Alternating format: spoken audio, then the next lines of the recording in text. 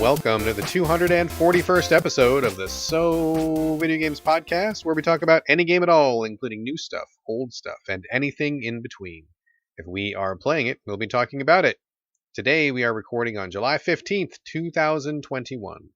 My name is Brad Galloway. I am the editor of GameCritics.com, and 50% of this here show with me is the guy who does not have an intro ready because I forgot, Carlos Rodella. That's me. I'll just make my own intro. I just broke my streak. God damn it. Okay, I'll make my own intro. All right. And now introducing the guy who is drinking a mocha every time he records a podcast, Carlos Rodella. There we go. All right. Mocha-tastic. Let's do it. If it's not liquor. It might be liquor. Maybe both? It might be, I'm either having a mocha or I'm having a mixed drink, let's just say. A little Kahlua in there as well, perhaps? Oh, no, but I should have. That's a good idea. There you go. That's for next time. Okay.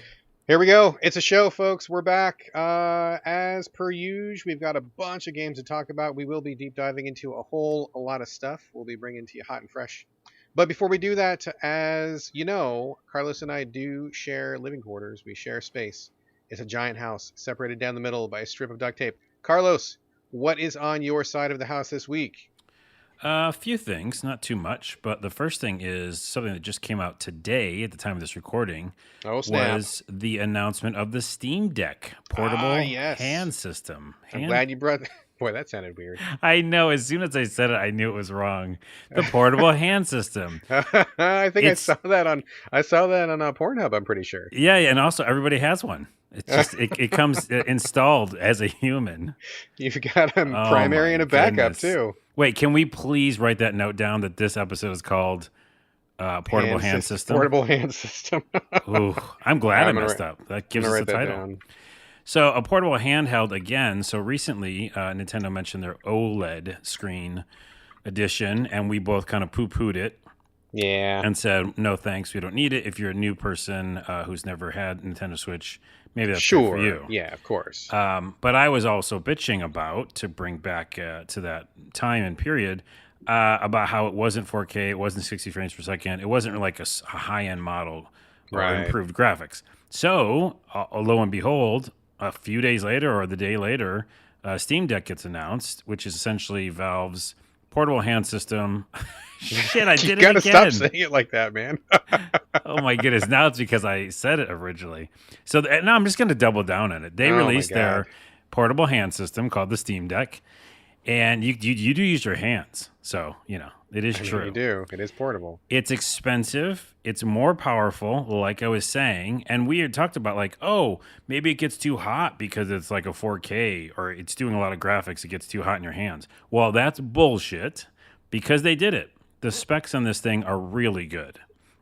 And they were saying it's comparable to like a PS4 Pro or Xbox Series S or something. Mm-hmm. So, or it's just a high-end PC, 16 gigs of RAM, looks really, really good. Maybe not like top of the line, but pretty darn good. And I'm guessing, better than your Nintendo Switch. Expensive though. First model comes out at $400. Then they go up to a $650 model that has an anti-glare glass on it, why is that on the expensive one? Oh, Jesus. Is that the only difference? There's got to be more differences than that. A lot of it's storage. So the $650 model has 500 gigabytes of storage on it. So obviously that's good for PC gaming because games are pretty bigger. So, so I don't know. Like, it's expensive. The other thing I'll say about it real quick is people say you can wipe the system on it. So it comes with the Steam OS on it. You immediately can see all your Steam games and just start playing them. Or you could wipe it if you want, put Windows on it. I have heard that, yeah. And basically do whatever you want with the machine. Essentially, what we talked about, some of you on YouTube were talking about, the PSP was so successful because it was able to get, hacked, right? Like, people loved doing homebrew on it and, also doing regular games. And I think that helped expand its market, actually. Yeah, that's very true. I think the Vita could have done some of that stuff, too. I'm not sure exactly. Vita too, but a lot of homebrew stuff going on. PSP was, home to it, though. It's like, oh, my goodness. So, that people are interested that you can do that with it because it's a super good, portable PC, essentially. So what are your thoughts on this? I mean, a couple questions first. Did they say it had a dock mode, or does it not have a dock mode? They didn't say, and I was thinking that, too, because, I have a whole frustration of just only things are only portable. Right, right. But that's kind of what it's for too. So I don't know. I think it might just be a handheld. I mean, so that's my first question. My second question is, I mean, battery life, dude. Battery life has got to be a concern. If it's running beastly specs like that, I mean, dude, especially if you're doing 3D games, it's gonna burn through batteries. I mean, it's gonna have to maybe be like plugged in or something. I can't imagine it's gonna have that much battery life. So that's a question. I don't think anybody knows the answer to that right now. But my Yeah. main concern, and one that I was talking about on Twitter earlier today, um, so most PC games are designed for monitors, right? Like that's just the reality of how that platform is.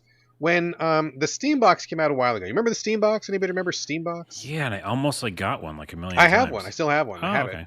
I got one, and I gotta say, from day one, like right when they were giving it the big push, there were already a lot of UI problems, a lot of interface problems. I had the Steam controller that had the weird slidey pad thing on it. Oh yeah. I had that. I had a mouse and keyboard, but I think the problem was like it wasn't meant to be displayed on a regular TV. A lot of games did not intuitively like switch to like display in an optimal way. Knowing that's a problem, and also knowing the problems that we already have now, we already have text and UI that's too small on a PS5 or an Xbox, which is a dedicated platform that people have a non-moving target to shoot for. They still fail to hit that. Look at the Switch. Switch is not too bad, but whenever people port a game, whenever it's just a port and not an adaptation, we inevitably get like text problems, UI problems again. Mhm. I can only imagine that's going to be so bad on this thing because PC developers are notoriously fucking terrible at doing this kind of like optimization port for a new screen real estate and new UI, new resizing stuff. People just don't do it on PC. Like the ports we get are shit. So I'm trying to imagine how these games are gonna like you're gonna just take it raw from your Steam library and it's gonna look fine. I doubt it. Yeah, you're right. I just thought of that because like nobody's porting it in the beginning, right? Yeah, That's it's gonna just be, you're just playing it on there, dude. That's Yeah. not gonna be good. It's like a windowed mode or like what was it like? Different games or different phones you can play like your Xbox games on and stuff. That's just like mirroring it, but it's not actually like Right. ported in any way. So you're right there. Right. That is tricky. So I mean that's a big question. I mean, in general, I'm all for it, dude, because despite all the games that I play on Switch, there's still like a number of games that never come to any platform other than PC that I would genuinely like to play if I didn't have to beat my computer. So I'm interested in this. I mean, that's why I had the Steam Box in the first place. That's why I'm always keeping an eye on stuff. This is great. Like conceptually, I'm on board, but I'm like, oh, dude, people always fall down when it comes to stuff like this. Yeah, I think though, like you're saying, especially for you and other people who like use handheld all the time and in bed before sleeping and stuff like that. Totally. Like playing all these, there's so many good indie games and even just like random new ones that you would check out. Yeah. So I think it will still work for a lot of titles, and I feel like it will just be like if they didn't port it and it looks too small, then you just don't play those. Yeah. But anyways, it's a little expensive too. I mean, it's like the price of a full-on game system, which I guess it is. That makes sense. I mean, yeah, for sure. So It's something to keep an eye on, I think. We're gonna keep an eye on it. And again, it's not till December, I think. So it's out for a while. The other thing I was going to mention really quickly was I saw a YouTuber Ragnar ROX. Okay. He extensively reviewed the demo Death Trash, the game that we both love. Oh yeah, love Death Trash. He just had a couple other things. One about how I guess the original developer, it was just one person for a long time. Okay. He had like had a love letter for Fallout, and basically the original Fallouts 1 and 2. He wanted to do that again and wanted to kind of do his own version of it. We got those vibes for sure. Yeah, we got those vibes, but it was kind of cool to see like that's really where it came from. Yeah. And then also he only brought in like one other person and they worked on it for 6 years. Jesus. Yeah, just think about that for a minute. 2 people, 6 years. Doing anything for like even a couple of years is an investment. So that makes me feel really good that we liked it a lot because I'd feel terrible if he spent 6 years and we were like, yeah, this is trash. I know. Like, Trash, pun intended. Yeah, but bad trash. Yeah, no, that's exactly why. Like I kind of it was fun to delve into that. So props to Ragnar. Check out Ragnar Rocks. I kind of dig his reviews on YouTube. And then I'm just even more excited about it. We can't be more excited about it. Super excited, like max excitability for that game. Max. 2 more real quick ones is Valheim. I'm so on the fence with finally trying it just because someone again reviewed it and said the world is crap. There's a lot of crazy shit happening. we all want some like little world to go into and just kind of have a meditative experience with games. And they said that's what Valheim is. Like you can play it by yourself and be in a, survival game, but it's kind of RPG-ish as well. You can make your own little hut. You can go out and hunt and whatever. And I know that's happened in many games before, but mixed like with the idea of the Viking stuff, mixed the idea with like it just feels good, I guess. I'm just on the fence of maybe jumping in, but people say who they've jumped in, they don't return like ever. I mean, okay, so let's pause for a second. Okay. I've heard a ton of really good things about Valorant. I have not played it because I don't play PC games. It's not my jam. But many people that in my feed, in my Twitter circle, love this game. Like a lot of people just are in, right? Yeah. So my eye is kind of on it. Maybe it comes to console, maybe it doesn't. Who knows? But lots of people are digging it. And even if it's maybe somewhat broken or maybe not a perfect game, it seems like there's a lot to love. You are the guy that will buy any game on PS5 in the blink of an eye. So I'm not sure why you're hesitating on this one. Oh, it's not on PS5. It's still on Steam. That's what I mean. Like, you'll buy anything on PS5. You're like, new stuff, boom, done, sold, full price. Oh. So why don't you just buy this right off the bat? It's like, is this something that I think you might like? You don't hesitate for PS5. Why are you hesitating on PC? I guess the only reason I'm bringing it up is because, yes, I might do that, which will be, I'm thinking it might become my obsession. That's what I'm afraid of. Oh, I'm afraid so is this like a cautionary sort of a thing? It is, because then it'll be like, oh, here Carl's back on the podcast with this segment of Valheim. Talking about Valheim for the 17th week in a row. Which might be fine for listeners who love it, that's the thing. So maybe like, I was going to say we do a poll, but fuck it. I'll just probably buy it. Yeah, just buy Shit. it. Just buy it. Okay. We'll talk about it once or twice. We'll see how it goes. I'll buy it. I'm going to get it tonight. I'll get it tonight and I'll lose myself in it. Do it. Last piece of housekeeping was something for both of us. I saw it on Twitter, even though I notoriously recently just left Twitter because I'm mad at it. You did? But, I didn't know that. Yeah, I'm not using it right now. But what happened? Is there a story there? Not really. Not that I want to go into. Okay, off the show. And it's not like anything huge event. It's just I'm just totally frustrated and tired with its system and algorithms. So, but I did notice something over there about the full motion game that we have to check out. What is it? Oh God, whatever it is, the answer is no. Full motion game. Wait, I'm not in for that. I thought that's all we do is we watch those. We try to. You said it was from the creator. Sorry. You're talking about full motion video. I thought you meant like VR or motion control. Okay, no. Sorry. Full motion video. Full motion video. Yes. Yes. Nightbook, I believe it's called. Nightbook, but it's not out yet, right? No, not. It's coming out very soon. And it's from Wales Interactive. I know we love their stuff. We play literally. I think we played almost all of their FMV games. I think there's only one or two we haven't gotten into. Yeah. But the thing that really got me with this one, because I know they've had some wins, they've had some big wins, they've had some maybe not so big wins. But what got me was this is from the same producers as The Complex, which I thought was great, and you liked as well. Right. Yes, I did. So It's got the same actress, the actress who was the boss lady from The Complex, who's actually I guess a regular for real actress as well, is in this again. She did a great job last time. I'm sure she'll do a great job again. Sorry, I didn't know your name, lady. And I mean, I like what they did last time. If they do that exact same thing again, I'm in. It's good. And it's creepy. It's like a creepy one. Yeah, right? it's got some occult stuff. They're on an island. I don't know, spooky, whatever. Who knows? Okay. Yeah, I just want to bring it up because I saw that and I'm in. So whenever it comes out, we'll both do it. Yep, let's do it. It's done. Done deal. And my house is done. Clean. Not too bad. Not too much stuff on your side. I got a few things on my side this week. Let's see. First off, just a heads up to people listening that you may remember from a couple episodes back, I talked about a sci-fi roguelike called Crying Suns. I loved it. I had a great time with it. I think it's a really well done, really interesting roguelike. It blends a lot of elements, and it's got a great sci-fi story. I don't know that it's a hard sci-fi story, but it comes pretty close to being a hard sci-fi kind of a thing. I thought it was great. Ship combat, multiple characters, different stats to play with. The runs were short. It was manageable. It's completable because I finished it. I mean, just win all around. It's one of my favorite games of this year by far. Nobody played it. Nobody knew it came out. Nobody gave it much love. It's a shame and a problem because y'all is missing out on some really good stuff. Take it from me, the roguelike guy. So the news is that they have just put out a free demo. So anybody who is curious about this and wants to just get a little taste of it can jump in. The tutorial is actually great. I think it's a very good tutorial. It gives you a real quick taste of what the game's all about. And you'll get the sense really quickly whether you like it or not. I'm glad they did a demo. I think this is one that really deserves it. Definitely deserves more people playing it and deserves more hype. It was a shame that it kind of came and went when barely anybody blinked at it, which sucks because it's a really great game. So heads up, Crying Suns has a demo free to play on Switch right now. Cool. Check it out.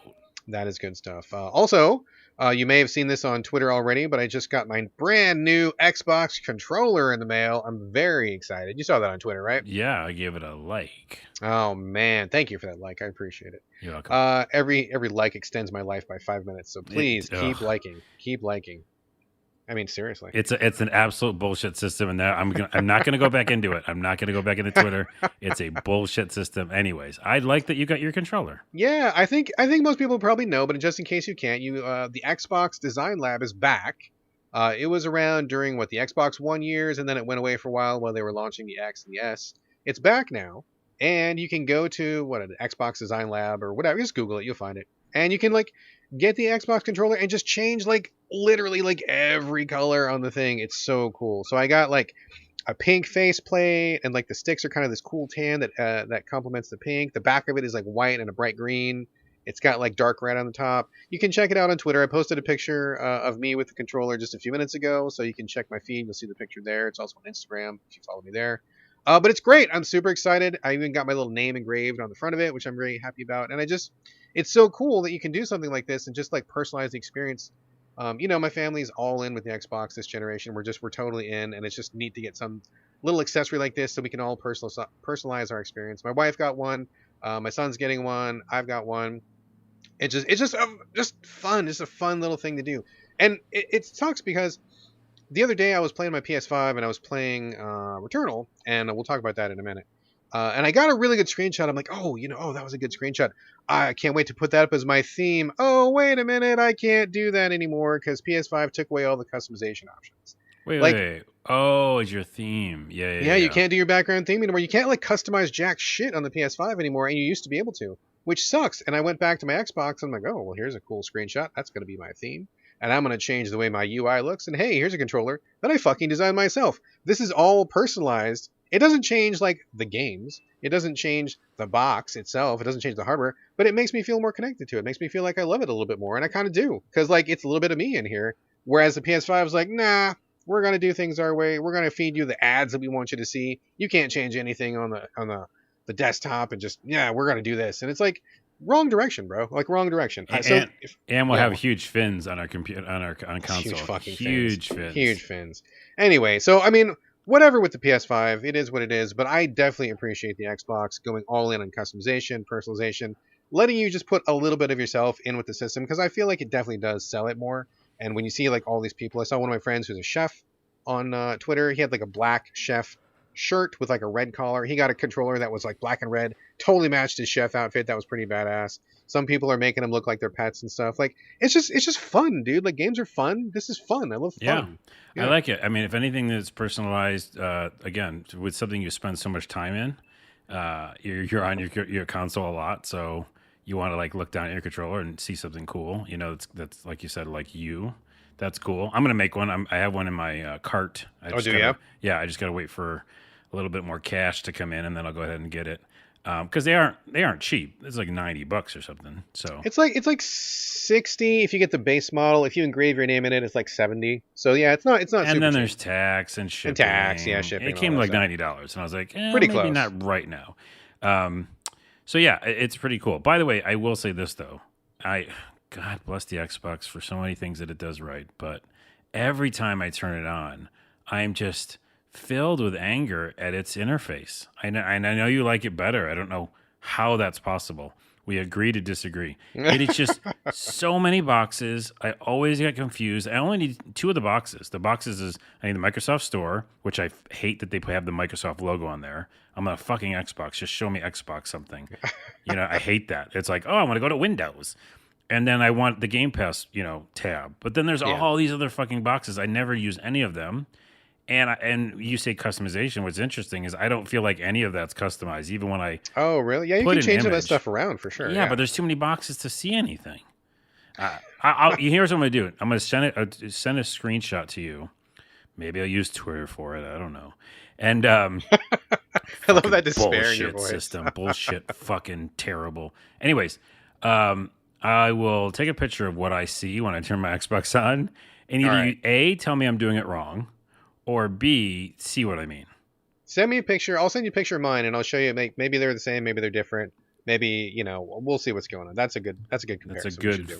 good homework to do. Okay. Let's do it. Let's do it. Okay. One last thing to talk about here before we move on to the actual games. I don't think I brought this up with you, Carlos. So you're going to hear about this. I think probably at the same time as the rest of our audience is hearing about this.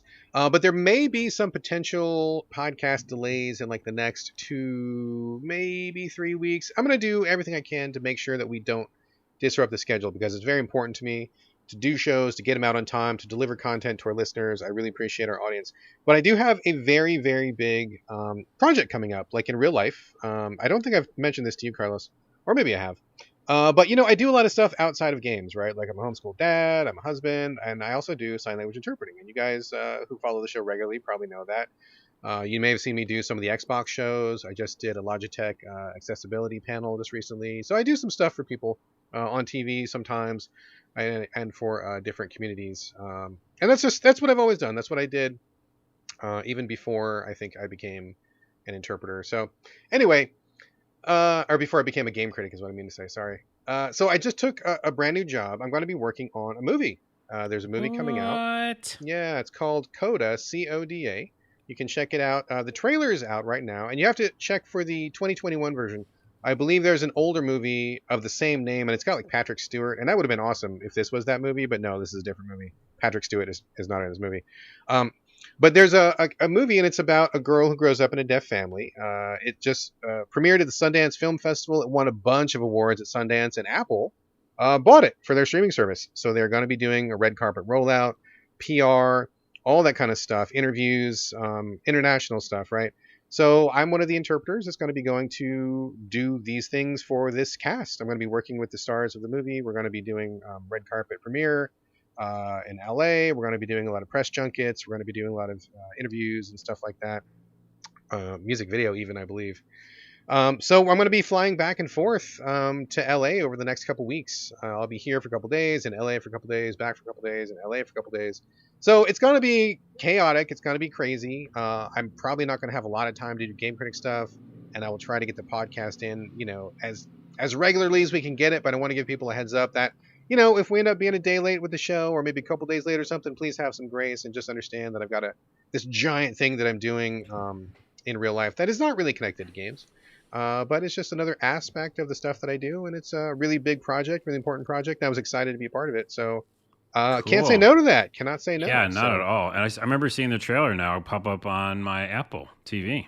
yeah, they're giving it a hard push. It's not available for streaming yet. I think it's going to be available in about 2 weeks or so, give or take. But yeah, it's a good movie. It's really touching, and it's not really even about deaf stuff. It's really about family. I think it's a good movie for any family to watch, or anybody who likes to see, family going through changes, kids growing up and assuming new roles, new responsibilities, how the dynamic of a family changes. And it also has some deaf related stuff, deaf culture stuff and sign language stuff in it too. So very, very, very excited Cool. to work on this movie. It's a great movie, great stars, great opportunity. So long story short, if we are late with the podcast for the next 2-3 weeks, please forgive us. We'll get it out as soon as possible. I will keep Game Critics running as best I can in the next 2 or 3 weeks.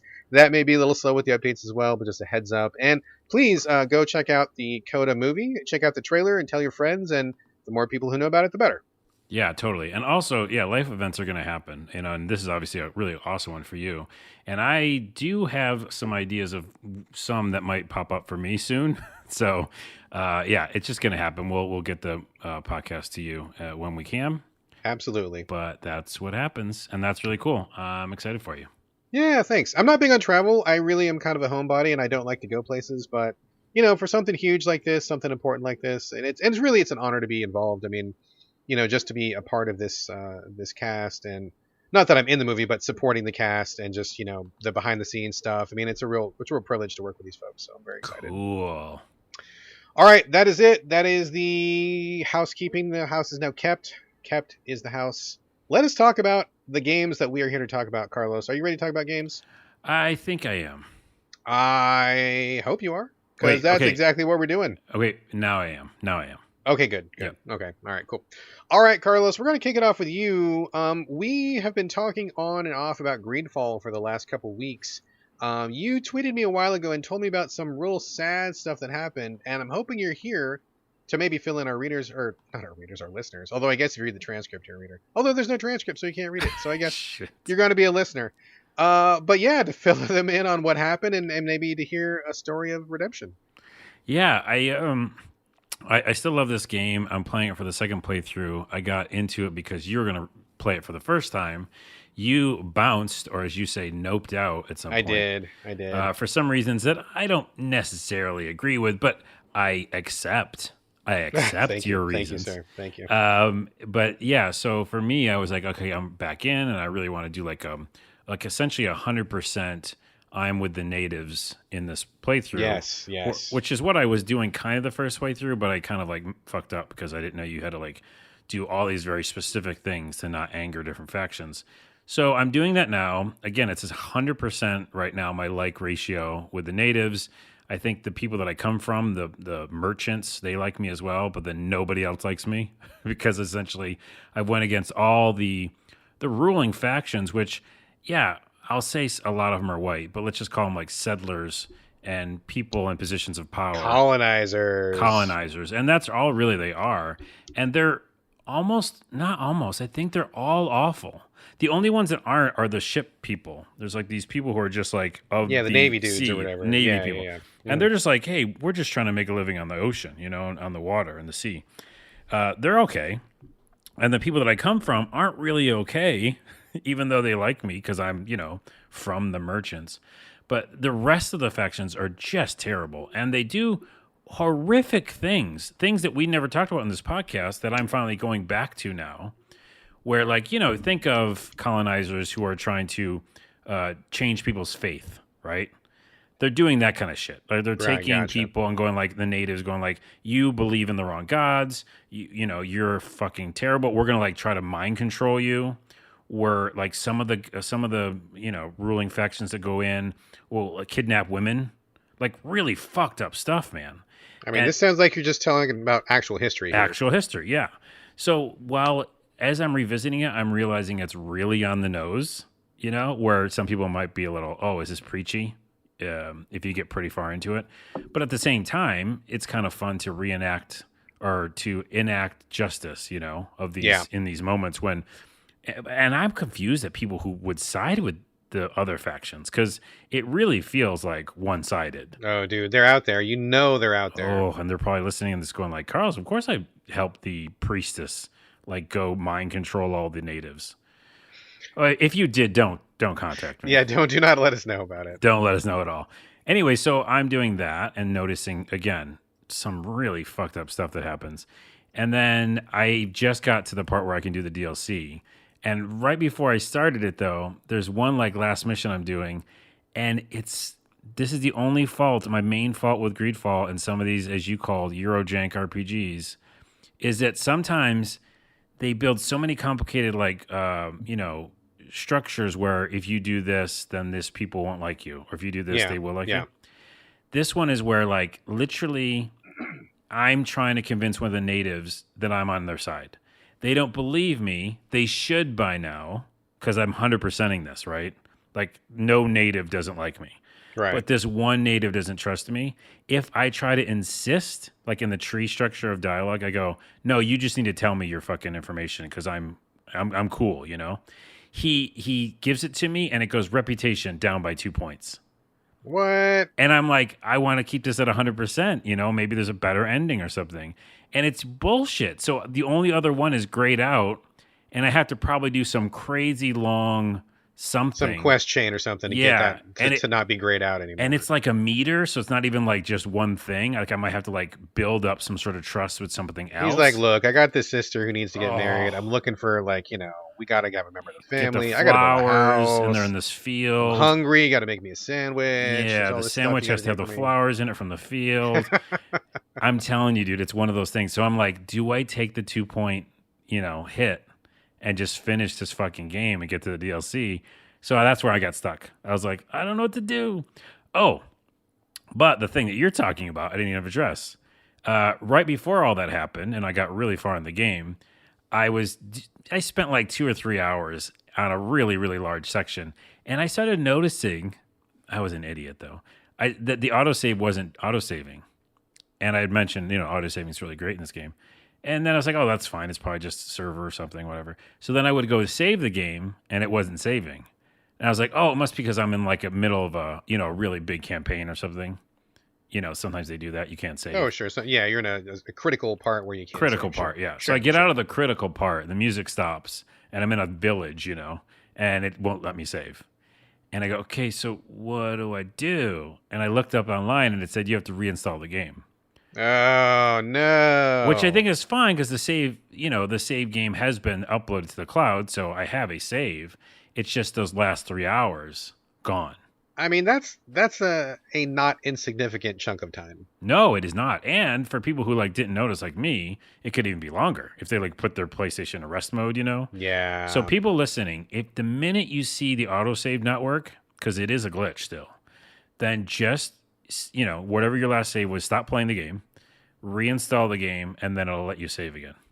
That's really, really good advice. Absolutely. It really is, because yeah. I would have saved myself 3 hours if I saw that, because they have not fixed the glitch yet.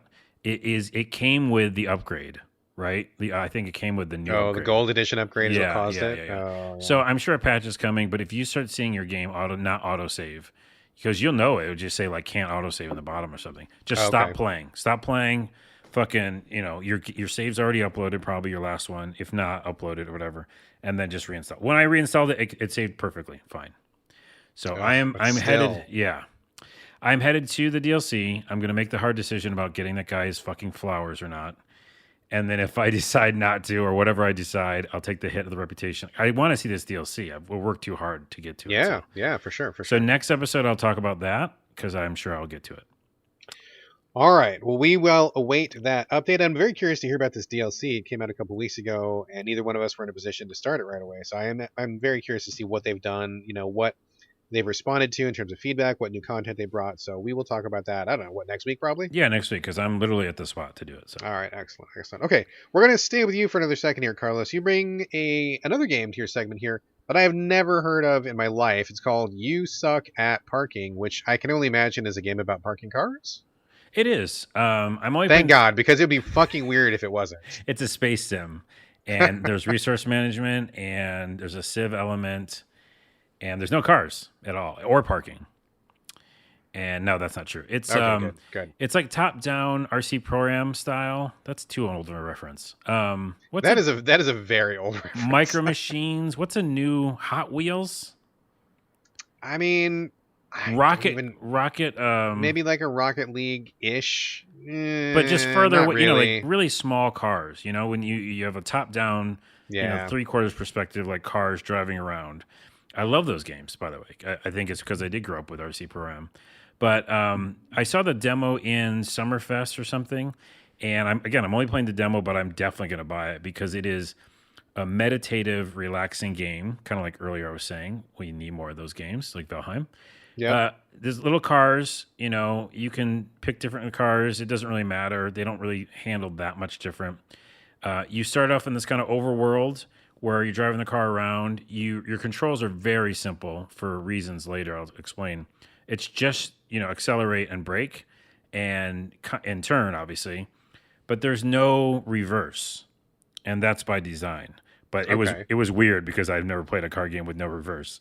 But you do make sharp turns. So you could know how to do this little drifting kind of action, and you make sharp turns, and it's just really, really fun to drive the cars, like hands down.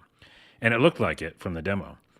So you're driving this overworld. It's very similar to that golf game that I played. I can't remember the name of, where there's an overworld and you go into you drop the golf ball in the hole, and then you go to a arena or something.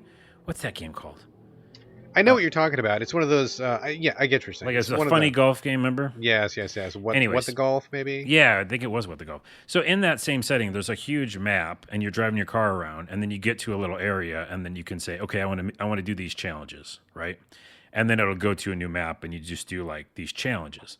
So the challenges is all you got to do is go through the challenge, like little obstacle course, almost like a mini golf course, really, and get to the end and park your car.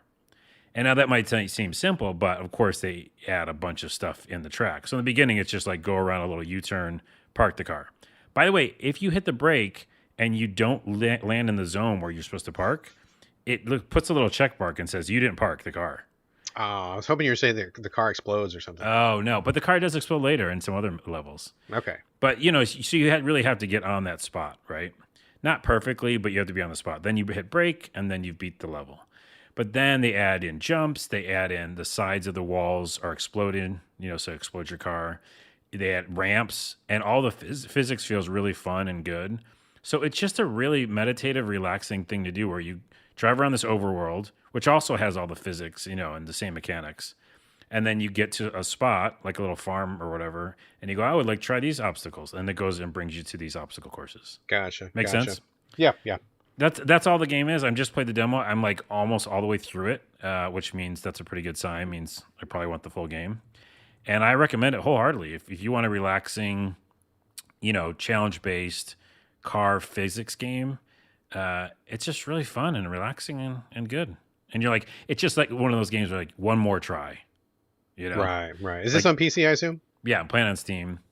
Okay. It'll probably come out. It seems like a Switch game. Oh my goodness. Okay. Such a Switch game. So I'm sure it'll come out on other systems later. But if you're on Steam like me, check it out.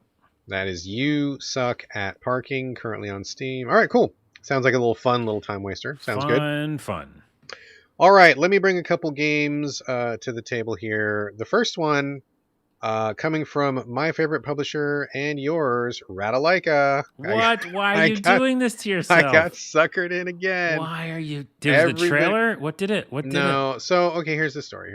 Anybody who listens to the podcast for a while knows that Ratalaika is a publisher that does a great job with trailers. Every trailer they put out is kick-ass and awesome. Gets us pumped for whatever game it is. Like, whatever it is. Whoever's doing the trailers is a genius. Yep. You play the game, and, I don't think I've liked a single game that they've put out. But I love the trailers. I don't think we have. I don't think we've liked a single one. And it's weird because I don't know exactly where they're from. I mean, I'm guessing probably Eastern Europe, maybe Russia. I don't know exactly where they're from just based on their name. But there's something very common to all the Ratalaika games. Number one, they're all way too hard. Whoever is approving those games has a taste for hard games. Also, the physics in most Ratalaika games are off. Like, the jumping is never floaty enough. The physics are always, a little bit too tight and kind of squirrely. Again, whoever's approving these games likes a very specific type of game, which I actually don't like. It doesn't feel good to me. But they keep approving the same kind of games. So, every time I see one that looks cool, I jump in and I have a very similar experience of it's a Ratalaika game again. These get me every time because I think I like them and I just don't. The reason I played this one today was because the PR person definitely wanted me to give it a shot. They're like, please give it a shot. Please talk about it in the podcast. I'm like, yes, okay, cool. I will do that for you. And again, I'm like, okay, one of these games I gotta like, just based on the law of averages. I've played so many Ratalaika games. At least one of them has got to be it, right? At least, okay. It is not this game. It's not this game. Yeah. So what this game is, it's called Within the Blade. It's either out right now or it's coming out in a day or two. It's imminently dropping right now. You play a ninja, and there's bad stuff happening, and you got to go stop the bad stuff. That's really all I got from the story. Clearly not a story game. So you have... Oh, man. My experience with this game was so strange. I jump into the tutorial. There's the campaign, and then there's a separate tutorial. And I'm like, oh, of course I'm going to do the tutorial. One of the worst tutorials I've ever played. You jump into it, way too much information. There's just move after move after move. Push these two buttons for this one, but then push these two plus push up for this other thing. And then these opposite two for this other thing. And then jump. And I'm like, oh my God, this, I can't process. This is way too much information. And on top of that, I wasn't even able to perform some of the moves they wanted me to do. For example, it's got one of the worst wall runs I've ever seen where your ninja jumps up on a wall. You have to hold a direction and he runs up the wall. But if you don't do anything, he jumps off the wall backwards at the height of his jump. And it goes really quickly. And at one point in the tutorial, you need to run up a wall, but then land on a platform. And he kept motherfucking jumping backwards over the platform over and over and over. And I'm like, I can't get him to not backflip. What's going on? And I just was going nuts. I mean, it was a split second run up. As soon as your character clears the platform, which is much harder than it sounds because he moves very quickly, you have to hit down And if you do it at the exact right time, he lands on the platform. But if you do it a minute too late, he backflips off and kills himself. If you do it a minute too soon, he falls underneath the platform. And I'm like, it shouldn't be this hard. I shouldn't be. I've been playing games, motherfucking like 38 I love fucking years. that. Okay, a long fucking time. I've played games from A to Z, every kind of fucking game. I am no stranger to games, and I was struggling with the controls in this game as if this was my first game. Like it was a joke, dude. I was like, okay, whatever's happening here needs to be tuned a little bit. Like just chill out, right? So struggled with the tutorial. I actually quit out of the tutorial because it was just like too much information. It was not being helpful. I was not having a good time. So I'm like, fuck it. I'm going to go into the campaign. Start the campaign. 2D, pixel-based, side-scrolling ninja game. The campaign actually starts out a little bit better. They go through the tutorial stuff a little bit more slowly. So that was appreciated. That was good. And I just started playing it. And again, it's got that Ratalaika feel to it. Like, character doesn't jump quite right. He moves a little bit too fast. Things are a little bit too twitchy. It's all common stuff to most of the games that they pick, and I'm not here for it. Like it just doesn't feel good. So I played it for a couple levels, and I'm like, I mean, no, like I'm just not into it. I'm just not. So that's interesting. You said like a Retta like feel. Like we're starting to like put that like thing on it, like that term. Yeah. I mean, they must be a small house because it seems like there's a very personal touch to all the games they put out, which I respect. Right? If you're a person who's got your own publishing house, of course you are free to put out the games that you like. I mean, I'm guessing the person who chooses these games probably loves these games, right? He or she or they or whoever probably loves this specific kind of game, and I just don't, right? And that's okay. We are different kind of players. Maybe I like games that this person doesn't like and vice versa, clearly. But man, like they've got a fucking profile when it comes to their releases, and I'm just not here for their profile. So I want to give them the benefit of the doubt. I want to keep trying their games. I'm trying to be open-minded about it. But I just don't like their selections, man. I just don't. Well, one thing is we are the most open-minded about their games, even though we can say that we don't like some of them or we haven't liked any of them, I guess. We try a ton of them. We have played a lot of their games, even though we never liked them. And I've spent money on some of them. You got PR codes. We both spent some money. Same. I've definitely spent some money. So there's that. But secondly, I think some of it comes down to QA, right? Like, even if they're just publishing games, like, they have their own QA? They could be like, hey, let's just, like, look over some of these things and not just have the dev just deliver it to us. I mean, I'm sure they're doing that, but yeah, I'm sure. But again, that's what makes me think it must be a taste thing, right? Because like if you like the way that this feels, and I'm sure that some people do, right? I mean, some people out there must like the way this feels. I feel like they are, they are cultivating a specific kind of feel, and I just, it's not me, man. I just don't think. Well, let's maybe not play the next one. I don't know. We'll see. But the next trailer is going to come out. It's going to be badass. I'm like, I'm going to love that. Yeah. Well, because and the number one thing is I never know it's them, until after. Right. I feel like it's like a little joke. All right. It is kind of a joke anyway. Okay. Moving on. That was Within the Blade. If you want a 2D side-scrolling ninja game that has a bunch of weapons and parrying and it moves really super fast, I mean, maybe check it out. There are definitely people out there who like that kind of game. It's not me, but if that's you, check it out. Within the Blade, it's out on Switch and I believe every other console as well. Okay, next game I want to talk about, complete change of pace. This is called Labyrinth City, Pierre the Maze Detective. It couldn't be more different than from Within the Blade, honestly. It's a French game coming from some kind of like government program, I believe, that was like kind of like trying to get indie games off the ground, trying to put France on the map, I believe. If I'm wrong, please somebody correct me, but I believe that's where this game comes from. It is, okay, so you've seen the Where's Waldo books, right? You know what Where's Waldo is? Yeah, I'm looking at the pictures of it now because that's what I do every time you mention a game I've never seen, and it is literally a storybook of like Where's Waldo. Yes, exactly. So I feel like Where's Waldo is something that probably most people know what it is. If you don't know, Google it. But this game is basically Where's Waldo the game. So you start the game.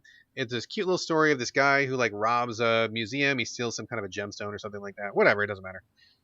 And you are this little boy who's like Pierre, the maze detective, and I mean, that's a pretty specific job, right? I mean, I wonder what he's got to do to get that job. Do you go to maze detective school? I mean, I'm not sure. Oh, yeah, that's the college. It's a maze detective college. It's like a 4-year degree or something like that. It's at least 4, yeah. Yeah. So what happens is you start at the beginning of this level. Each level is huge, and it looks just like a giant Where's Waldo page. There's like every inch of every screen is covered with like hundreds of little cartoon characters, and they're all slightly animated. They're all doing something different, and the point of this game is just to walk Pierre, the maze detective, walk him through these levels and just kind of take in the scene, like see what everybody's doing. So this is not like, it's not a shooter, it's not a hardcore thing. You're not really a detective. You're like a little boy who's walking through a Where's Waldo world, and the spectacle is the point, right? So like you start in the museum. There's like all these museum exhibits that are come to life. There's like dinosaurs that are moving, dinosaur skeletons that are moving. There's like statues that are fighting with each other. There's lots of people looking at the exhibits and they're making jokes, and some people are hugging and some people are dancing. And there's all these little hot spots on the map as you're walking around. You can talk to people and they'll say something, or you can click on something and it'll move. Like, for example, there's like a car. You touch the car and the sunroof opens and like a giraffe pops out. And you're like, oh my God, the whimsy. And you touch a vase, like a Chinese vase, and like a little dragon pops out, and you're like, ah, cool. Hold on. If I had a nickel for every time I've said, "Oh my God, the whimsy," right? I'd be a rich person, because I say that all the time. I mean, that's what this is, right? So like the whole point of this game is to walk your little guy through this thing, click on as many things as you can click, and even if you're not clicking, just look at it, because things trigger when you get close enough. So like maybe something that's like a static scene. Yeah, like as you're walking through, you'll see like maybe like I said, a statue, and there's like pterodactyls above it, and there's like 100 below. As you start walking close, like the animation kicks in, and the guy starts like trying to shoot the pterodactyls in a very non-violent, friendly way. No one ever gets killed. There's no blood. It's very harmless. And you'll just like sit there and watch it, right? A little scene will play out for you, and like watching that scene is the point. Like you're just supposed to be like, wow, look at the 150 different things that are happening on this map. And I'm just here to just check them all out and like maybe laugh a little bit. Something's really funny or unexpected. Something's clever. The art is like super cute and colorful. Going through each scene is really nice. There's a little pathway throughout the entire world. And as you go through the pathway, you can just go through it if you want to. That's totally fine. But there's also little things to find and explore. All it really does is give you some bonuses like on the main menu screen. You can totally ignore them if you want to. It doesn't like unlock anything or whatever. It's just something fun to do. Like if you want to make sure you're scouring every corner of the map, you can find 3 stars. You can find 3 notebook pages. You can find 4 treasure chests. And if you ignore them, it doesn't matter at all. But if you find them, it's just one little extra thing you can do to give you more, more gameplay to make sure you're seeing the corners. But it's cute. It's really fun. It's like the most chill. It's like mega chill game.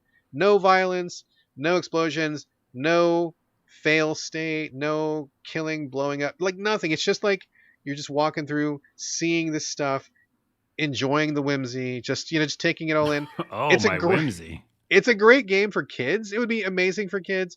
I'm actually having a pretty good time with it too. Just chill, man. It's like so chill. And I think it's really fun. It's really unique. It's different. There's not a lot out there like it. And if you want to just kick back with something and just poke at things and see what happens, it's really fun. I like it. Quick question. It does say it's puzzles and stuff. The puzzles are the things you were talking about, just like finding things. You don't really have to like. Oh, that's right. Solve something to move on anytime. That is that. Thank you for reminding me. Yeah, in each maze so far, first one is like a museum. The second one is like this giant busy street scene, which is really cool. As you go through, there's like, I found one. Sure, they're puzzles that you can do. You can complete these for like 1 extra award. It's just like a trophy or something. It doesn't really mean anything. But you can totally ignore it. Like for example, in the first museum area, there were 5 paintings that were crooked. They were hanging up on the wall. They were crooked. And if you straightened one of them, like the next one over would get more crooked. So you're like, oh wait, if I straighten the second one, then the 5th one goes crooked. And so you got to figure out like in which order to straighten them in. Pretty simple. It took me like maybe 90 seconds to figure it out. The next puzzle in the street scene was like 5 mariachi guitar players got their notes wrong. You had to like tell them which notes to play. Again, took me like 90 seconds to complete it. So there are puzzles. It's not a brain buster. They're just kind of a fun little thing to do. If you don't want to do them, you can completely walk right by them and it doesn't matter at all. It's just totally chill. It's just there if you want to do it for a little extra gameplay. So. Dude, this seems so relaxing. You're just also talking about, you suck at parking. Games that kind of you can just zone out into. Yeah. It's funny that I started with that, with talking about Valheim. So yeah, this seems really cool, and I love the art style. On Steam, the reviews overwhelmingly positive. Yeah, it's a good time, dude. It's like, if you go into it, too. Yeah, exactly. If you go into it with that mindset, right? Like, don't come here because you want to kill some folks or blow shit up, right? Like, you got to know what you're getting into. But if you know what this game is, it's fucking Where's Waldo, and you're gonna chill. Then this is that, like, to the max, dude. It's really good. All right, I bookmarked it. I'm going to pick it up on Steam. I'm playing more Steam games. I'll bring them more to the show. Okay, yeah. I have one today. All right, cool, excellent. All right, so that is Labyrinth City, Pierre the Maze Detective. I believe it dropped today on Switch. I believe I'm playing it on Switch. I believe it's also, like you just mentioned, on Steam. Yep. I don't know if it's anywhere else, but it's at least on those two platforms. $12 on Steam. Ah, good price for that much chill. Absolutely. Give it a thumbs up. I do. Okay, Carlos, moving back to you. A new game, which I don't know a lot about, but I do know that it is inspired by Sunless Sea and Sunless Sky. Those are two really heavy narrative-focused games put out by Fail Better Games. They're very interesting games. They're not my cup of tea exactly, but I'm always curious to see what those guys are doing over there. And this game is specifically inspired by those. It's called Vagrus, and that's about all I know. So why don't you fill us in on Vagrus? Yeah, we got a code for this, and I was interested in the beginning. Thank you. Yeah. What's the publisher? Oh, I'm looking it up real quick. Lost Pilgrim Studio. And they're the developer and publisher. So they are just a small, I'm guessing, developer. And yeah, they, it came across my desk. I was like, RPG with turn-based RPG, but also it's an adventure game, but also it's kind of like a choose-your-own-adventure game. And that's usually right up my alley.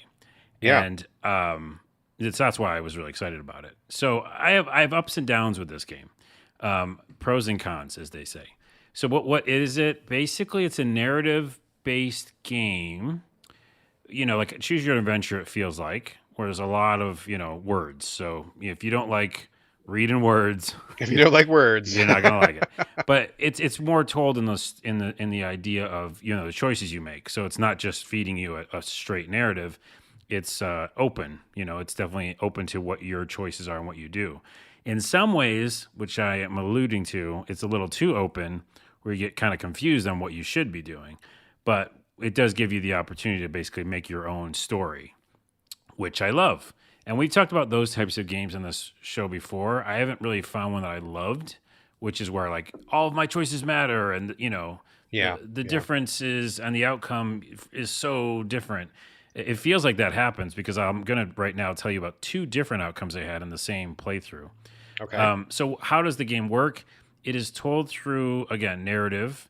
The story is essentially long time ago, people were assholes like they are and kept hurting people and making huge, castles and enslaving people and just being terrible like they do.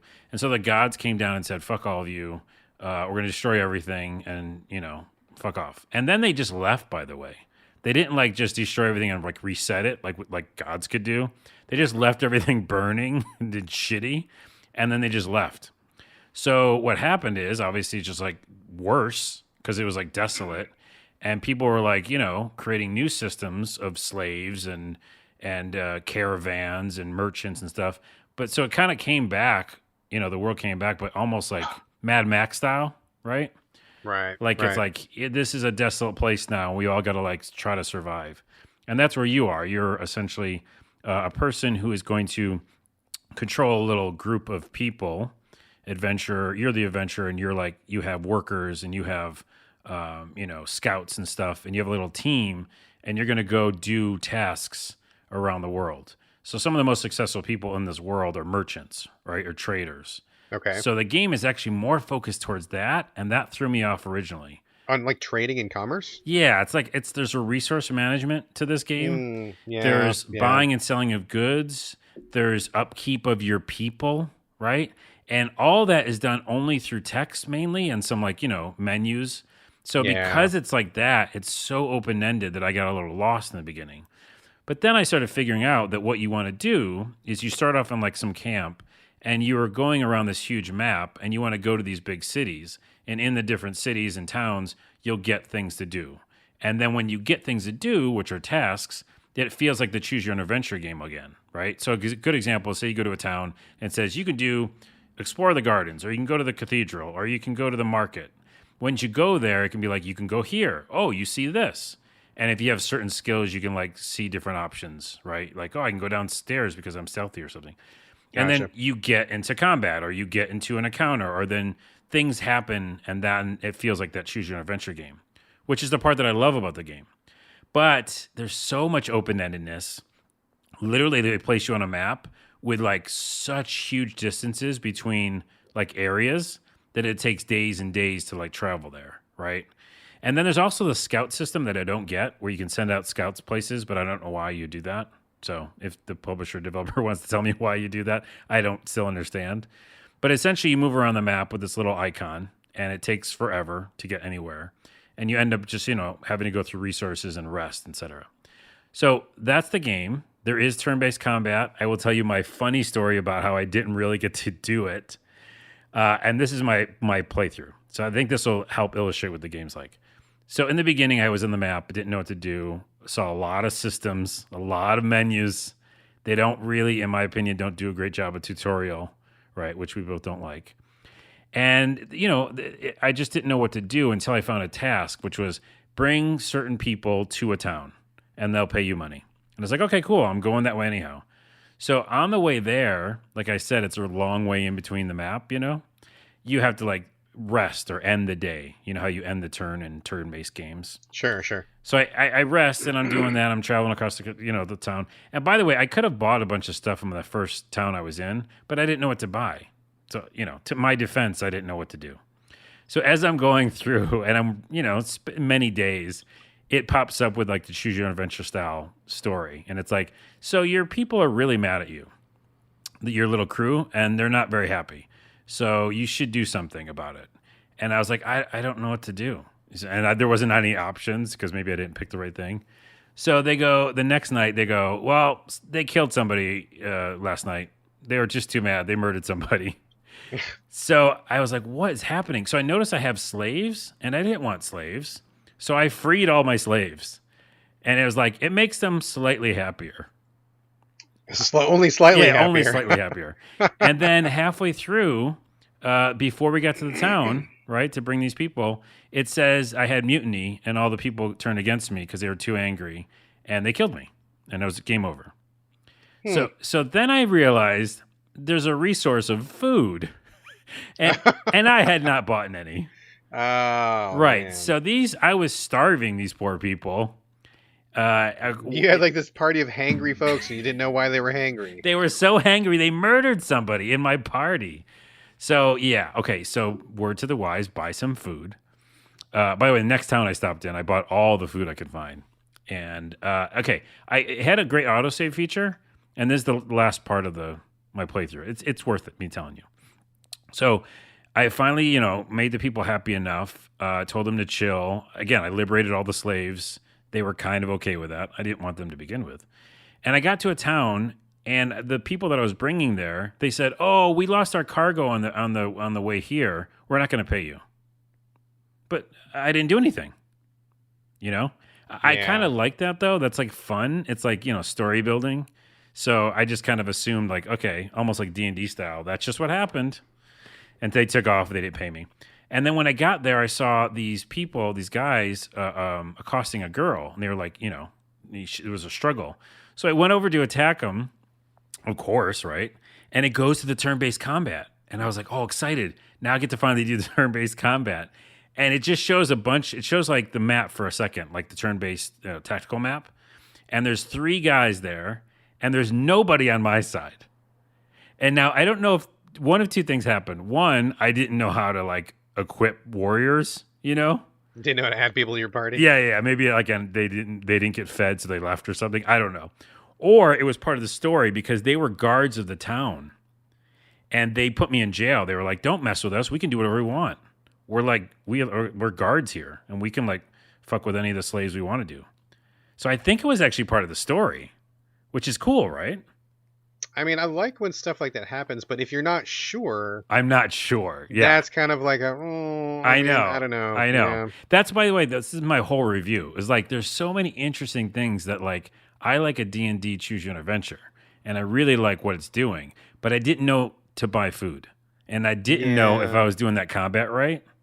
So if anybody's playing this, let me know, because I think I just did a bunch of things wrong, but I also had fun. I mean, that's good. Listening to you talk about this, it just reminds me of Sunless Sea. I played that game on Switch a while ago. I was very curious about it for a long time. Looked looked on paper like it was 100% my jam, like some Cthulhu elements, some top-down combat, like this weird underground world, subterranean ocean, like pirate kind of stuff. Like, I'm like, yeah, this looks like my thing. But much like your experience when I got into Sunless Sea, it's actually like a commerce sim. Like it's a selling and a buying and an economic thing, and not really any of those other things. Oh, And I was like, interesting. what is going on? Like it threw me for the biggest loop because no one had really explained to me this game is really about buying and selling resources. And once I got into it, I'm like, oh, that's 1,000,000% not what I thought it was going to be. And it was again like, what am I doing? Where am I going? Why am I doing this? What does this mean? Like a lot of questions that just weren't answered. And I don't know whether they expect people to just kind of figure it out by try and die and try again, or maybe they want everybody to go to the wiki or something. But I had a pretty like, I don't know, kind of a cold shoulder experience with it, where I just was like, okay, well, I just don't feel like I'm getting anywhere, and I don't feel like this is even remotely geared towards beginners, so I'm out. But it sounds like exactly kind of what you're going through as well. Wow, that's interesting. Yeah, there's definitely some similarities there. I think they can do this in post, like now, as a patch. But I think just a better tutorial would Yeah, help my experience a lot because again, I like oh, this is the end of your game. Your team mutinied, and that's the end, and you just accept it or whatever. That's kind of fun. Like I'm okay with it not going my way, right? yeah, But at the same time, like you said, I want to know why. And in the beginning, I had to like literally die before I figured out I was supposed to feed people. And so that's obviously a miss on their end, I yeah, think. But again, there's so many interesting things. Later on, I will say this: you can have companions, so you find like specialized people who can join your party. So I found this person who's like this super like essentially someone you'd create in a role playing game, right? hmm Has hmm special abilities and like kind of mutant or whatever. And I'm like, I wish I had him when I was trying to like beat up the guards. right, right, That would right. have changed the whole experience that I had instead of just feeling like I just couldn't win. So yeah, it's a mixed bag for me. I like what's happening. I like some of the story elements. I don't think they should put even the word RPG in it because doesn't feel like that. Like you It said, sounds more like a roguelike, honestly. yeah, roguelike narrative adventure, choose your own adventure is what it Yeah, is, really, narrative roguelike, maybe. Yeah, which something is like kind that. of fun. Again, narrative roguelike, if they would have just said that. So like we just talk about on the show a lot of times, it's about marketing. I don't think this is an RPG at all. I don't think it's even an action RPG. I think it's a narrative open story game that has some elements of fighting in it. And a lot of commerce and, And a and lot of trading, a resources. lot more trading than I wanted. Yeah, just like almost with your Sunless Sea experience. But it's not. I'm not done with it though. So I'm gonna go back and like muck about, You're gonna muck muck about. about, and find your whimsy. Let's do it. I'm gonna find whimsy. I found some whimsy. I mean, again, I like bad endings. So my team mutiny because I didn't feed them. Funny, like that's comedy to me. I mean, that is kind of funny. I Well, was we'll feed him next time. Yeah, We'll get because him we some were in the food, desert by the way too. So like, I don't think pack I didn't have sandwiches. water or wine or anything. So they were in a bad Definitely way. get some provisions before you head out. I bet you will find a slightly happier outcome next time. Yeah. So, all right, that is Vagrus, Vagrus. I believe it's in early access. Does that sound right to you? Yeah, I Is it think in it early is. access Yeah, yeah, yeah. on PC, Steam, and like Carlos said, we were provided a code for the purpose of talking about it on the show, which he just did. All right, back to me. Returnal, Carlos. Returnal. Oh no, I don't want to hear it. Yeah, well, I guess we're gonna skip this segment then. Okay, the next game Next is game. First, I want to give a shout out to Good Man Gaming in the Wild. Please check out his podcast. His podcast is really cool. He's got a very soothing tone. Talks about a lot of cool games, and he's not afraid to call bullshit. Like when he feels like something is bad or wrong, he definitely says it. It kind of sounds funny because he's got such a chill voice. You don't expect him to like call bullshit on something, but when he does, I'm like, yes, brother, yes. I love a podcast that's not afraid to call something out. But he also praises a lot of things. Good show. I love Gaming in the Wild. I listen to it. It's one of the few that I try to catch as often as possible.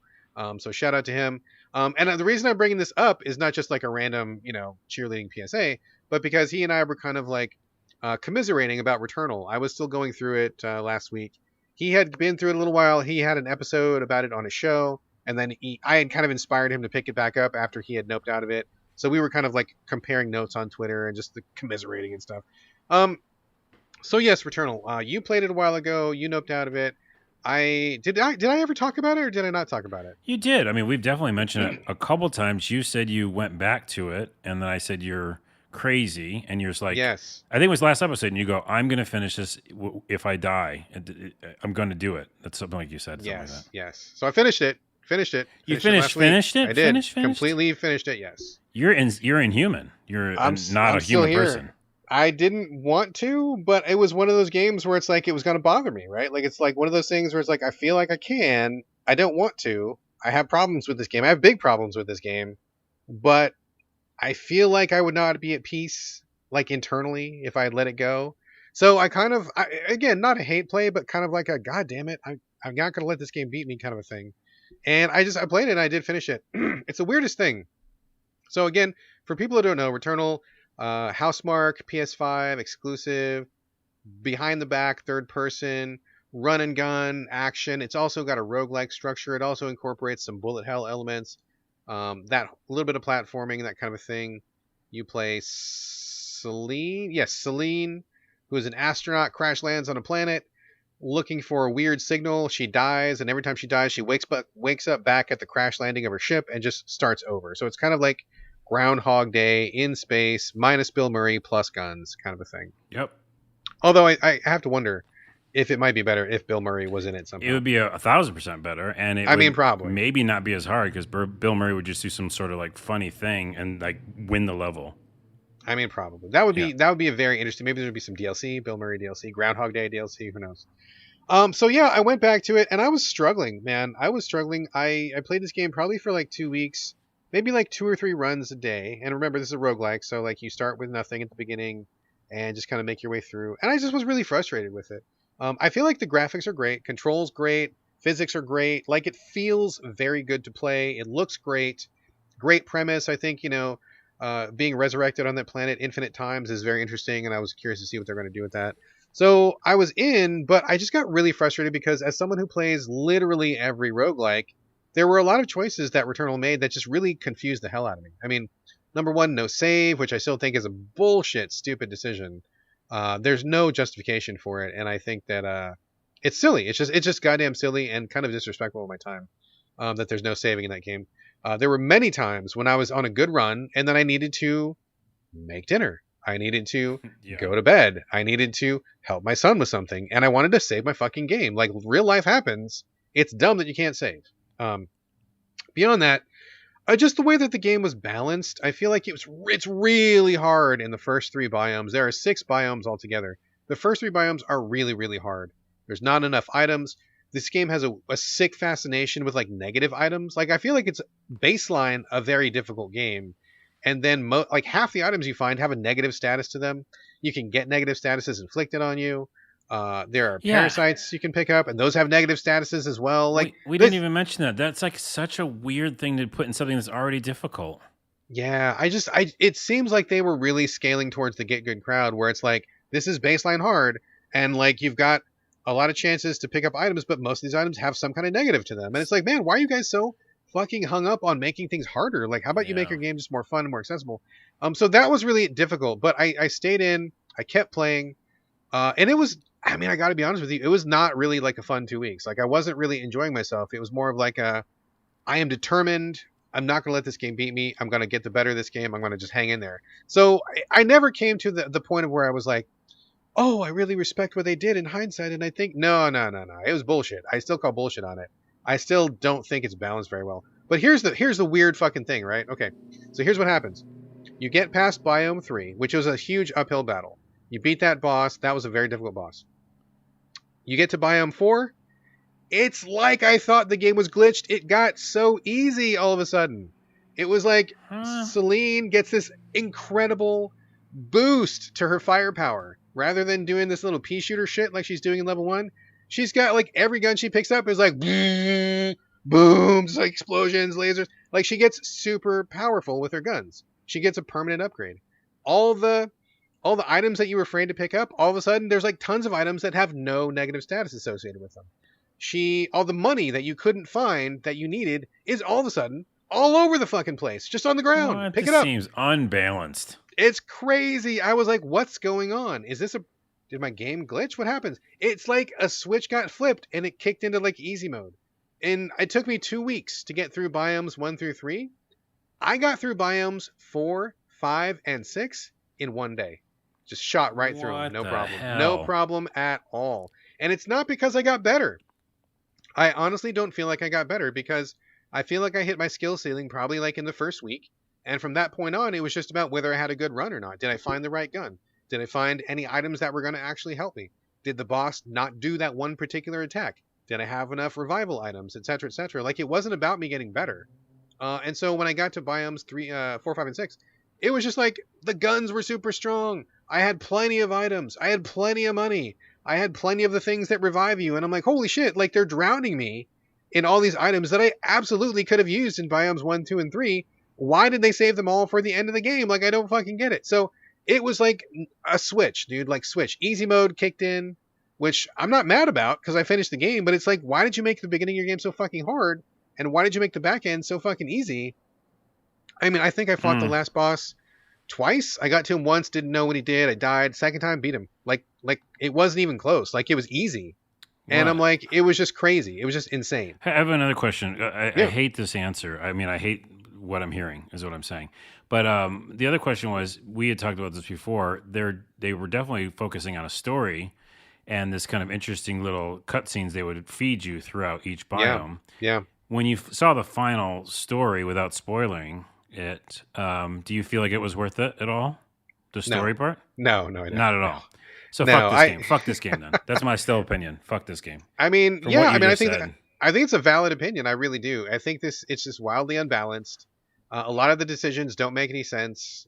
They could have done a lot of things to make this game a lot more enjoyable and playable all the way through, and they chose not to. And again, with the story too, that was the thing that I was really hoping was going to come together. When you get to the end of the game, I mean, I'm not going to spoil anything here, but it's kind of an ambiguous ending. There are lots of different theories about it on the internet, and basically that's just what you got to do. You got to go look up some wikis or look up some Reddit or something and be like, well, what did you think about the game? What did you think about it? What did you think about it? And everybody's got a conflicting theory. I mean, I feel like personally that's a pretty unsatisfying way to end the game, and I kind of feel like the developers didn't have enough I don't know, they didn't have enough confidence in the story they were trying to tell. So whenever somebody leaves the game wide open at the end, like super open to interpretation for me, that to me says like you weren't really sure what you should do, so you left it open. Or let me play devil's advocate to that, because I've played games where they leave it open. And we mentioned it before on the show, I love David Lynch, and he's never going to tell you what his movie means. Sure. You can do that, but just not in this type of game, which is what I said originally. When I went to the house level and I was like, ooh, interesting, weird esoteric stuff and Spaceman, and where am I really? You can do that if it's a narrative game or if it's a shorter game or if it's not super fucking hard to get to the ending in the same, setting where you're still thinking about the thoughts.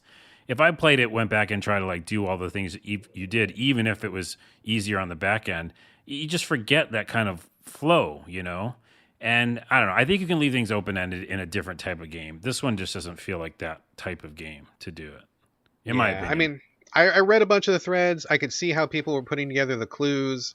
I mean, some of it kind of made sense. Some of it you had to squint a little bit to make it make sense. I mean, okay, whatever. But bottom line, I mean, maybe other people disagree, but for all the shit this game put me through and all the hard effort I put into it over that 3 weeks of playing this game, I really wanted like a more satisfying ending that maybe would have helped a little bit, just to feel like, yeah, okay, maybe it was worth it. I'm glad that I saw how it turned out.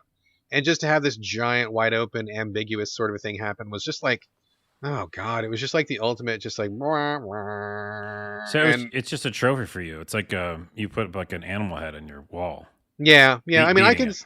exactly. I mean, I can say anybody who wants to step to me, that's fine. Go ahead if you disagree. But I finished the game, so it's like you can't say that I noped out and I didn't have the wherewithal to get through it. I did. I did basically everything you can do. There's an extra thing you could do at the end, which is basically just like rerunning the levels, and I'm like, I don't need to do that because it's not going to add anything to the game. It's just going to give me more hours in the game, which I don't need. I rolled credits. It's fine. So, I can talk all the shit about it that I want because I saw everything that there was to see. So anyway, it's very close to being a good game, but it makes some pretty devastating bad decisions. And I feel ultimately it doesn't do itself any favors by being so difficult. So, yeah, disappointing. Disappointing in general. I also, I can't take back the positive experiences I had with in the beginning when I first got my PS5, right? And I got to see it's stunning graphics. It's like Oh yeah, fucking beautiful, and using the haptic feedback really, really well. So I'll look for their next game. I just hope that it's not a roguelike.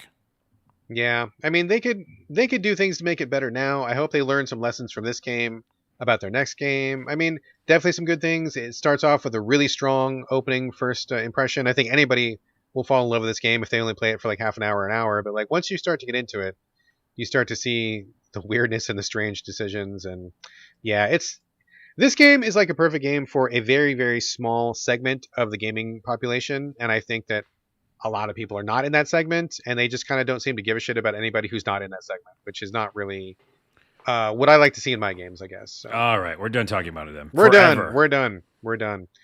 All right, all done with Returnal. Carlos, kicking it back to you. Necromunda Hired Gun. This is the one that I brought to the podcast a couple weeks ago. I had some real problems with it. It didn't run very well. It didn't feel very good. I'm a big fan of Warhammer 40k, which is why I checked it out in the first place. But this one just did not do it for me. And I'm surprised to see that you jumped into it. So tell us your experience about Necromunda Hired Gun. So we play all the games, and I played so many that I forget which ones we've even played. And we do so many podcasts, I forget that you played this. You talked about it on the podcast then? Yeah, we did. We talked about it a couple episodes ago. And a couple episodes. Oh my goodness! I guess I just spaced and didn't put two and two together when I saw it pop up in the store. Oh no, it's been in the store for a while.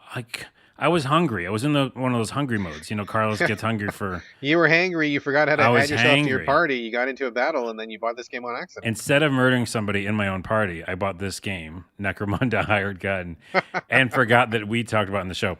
Just real quick before I talk about it, remind me on high level, you didn't like it, I remember, for the glitches or something, right? Or something, how it ran? It didn't run very well. The frame rate had some problems.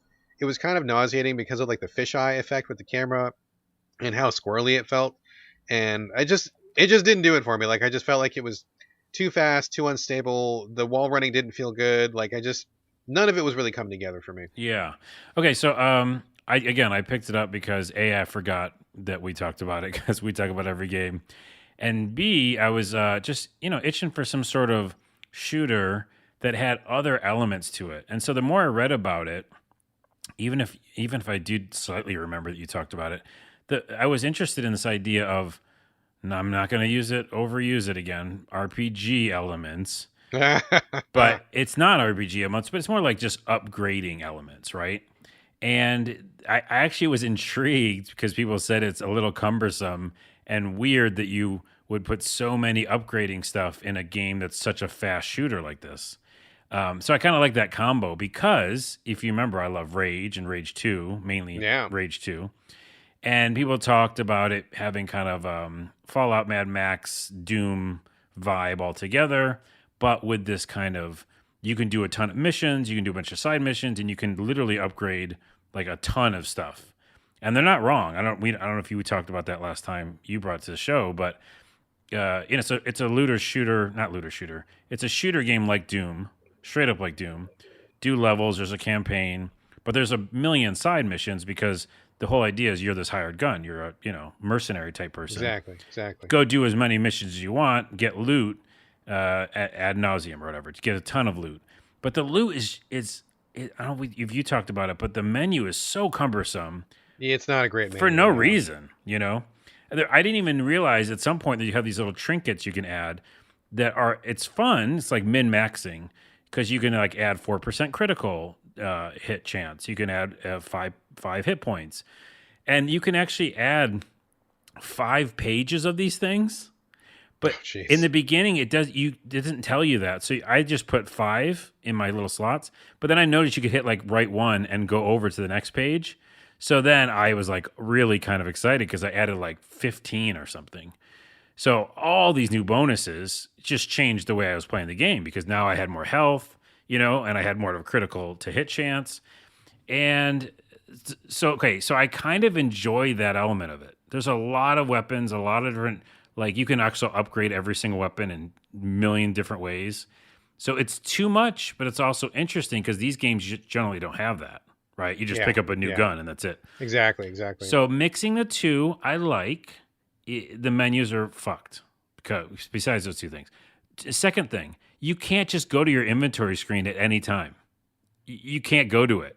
Oh, I didn't even notice that. Yeah, there's no button for it. Like when you're walking around the hub town, you can't just like go look at your shit. You look at your shit when you go to areas or like you go to the Right. store and you can see your stuff. But that's like a real fail. Like in this game where you have all these upgrades, you can't just go to it at any point. Yeah, that seems kind of weird. Anyways, so yes, it's straight up Doom because they even add the element of when you kill enemies, you get health back. Which again, I'm on the fence with because I didn't like it in Doom, but only because I didn't feel like I had, I could run out of ammo a lot. And in this one, you run out of ammo, but you do have so many different weapons you can switch back and forth. And there's actually, I don't know if you talk about this too, but as you start upgrading your character, there's a lot of powers and abilities. So, like literally, the second mission, I was slowing time. I don't think you got that far. Maybe. No. This all sounds great, and everything you're saying is like the reason why I kind of checked it out in the first place. But Yeah. it felt so kind of horrible when I was playing it. Like I wasn't going to sit around and just like the basic experience of playing the game wasn't good enough to get me to see all the rest of the goodies that were there. It was Right. like just the actual controlling and the feeling and the camera view was like yuck. So it didn't matter that there was all these stuff. But, I mean, what you're saying sounds awesome. Yeah, I think what it is a lot of these times, again, it's whether it's tutorial or whatever, but if you're further in the game, even in that perspective, I don't think it was a fisheye, but it is. I see what you mean, but it's definitely like Doom, right? The new Doom, where it's like super fast, and I generally don't like that either because even Rage 2 is a little slower. But I do like. I really like the environments are really interesting. Like the second environment I was in was on a moving train, and I had to like go down the whole length of a moving train. And it's just incredible graphics and like really interesting to be in the engine room. And now I'm on the side of the thing and it's flying by. And yes, the action was super fast, but as you can get new powers, I was slowing down time, right? So it made it much easier. You have a pet dog and you stick the dog on people. There's really good power. You turn into a melee game. You probably didn't know that either. No, I did not get that far. So you you pick one of your, it's got a cooldown effect. But you pick it, and you have a sword all of a sudden. And you know how I like the swords in the melee. And then I got really like I was having fun because I was running up to dudes and hitting them with my sword, and I had a defense buff. So it changed the way you play the game as you got more powers. These are all positive things, but I still have a lot of problems with it, and mainly that it's cumbersome for no reason. Like there's no reason for it to be so tricky about how you see the stuff that you have. Because you're going to pick up so much stuff. I don't know why they did that. But the positives are I enjoyed the campaign stuff. It's an interesting world, that 40K world. This is like the Hive City. There's all these gangs, really weird characters. So there's some interesting things there. The two negative things I would say is one, it is really fast until you slow it down with abilities. And the worst thing is they really go to town with the flanking you with like a ton of spawning enemies. Okay. And that is literally almost making me stop playing because I was in a corner up on, somewhere where there's just walls, nothing's happening. Right. And I'm just like going to like, give me a second. I'm going to like compose myself, send my dog out, take a health kit. I'm in the corner where there's nothing. Enemies spawned. Just out of thin air. Out of fucking thin air, and there's walls. That sucks. That sucks, bro. So they're like that. You know what that's doing is artificial difficulty. Yeah, I can't stand that, dude. I mean, can't stand. If you're gonna spawn enemies, spawn them in some place where they could like theoretically have like walked in, like maybe a hallway or a doorway or something, but not in a place like that. That happens like in some games where like you clear out a space, you think you've killed everybody in there, it's empty. You take a minute, like you said, to use a health kit or something, and then boom, somebody's in there with you. Like, fuck off. Right. And a positive is when you do kill them on the level, they are all gone. Right. It's not like they're coming back forever because of a little camp or something. But yes, they want to flank you. They want to fuck you up and have you getting shot from all angles. And it's artificial, right? It's artificial trying to simulate Doom. and they just need to calm down. I think if this game would have been more like Rage 2 and, you could see the enemies coming and it was a little slower, I think more people would have played it. But that being said, I'm pretty far in now because I just got into like shooting in the campaign and I have a really good loadout and I can shoot, I can swing a sword. So I definitely enjoyed it more than you. I definitely got further than you, and that For sure. made me enjoy it more. Because I can see what you mean. If I just played this for the first level and I didn't like how fast it was, I'd be like, I'm out of here. I wonder if it's benefited from any patches post-release. Like we always say, I mean, every game is better 6 months after when it's down the road. You say that. I mean, yes. it's true. It's not true, but it's okay. It I is get true. it. Yeah. I wonder. It's been a while. It's been a hot minute. I don't think it's been 6 months, but it's been at least a couple shows since I talked about this. I wonder, given the reception that it's got, I think I was certainly not the only person who had similar complaints about it. I wonder if they've been working on it. I mean, maybe it is genuinely a better experience now that you were in it. Maybe I should go back and check it out again. I mean, you own it, right?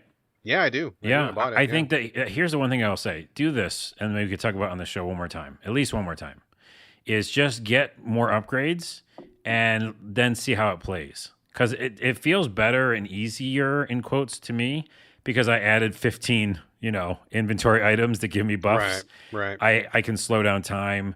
I can send my dog out, and I have a sword. So to me, it gives me more options to play this game. So I would do that, and let's talk about it one more time, maybe. All right. Seems like it's maybe worth a revisit. So, okay. That is Necromunda Hired Gun. You're playing it on what, PS5? PS5.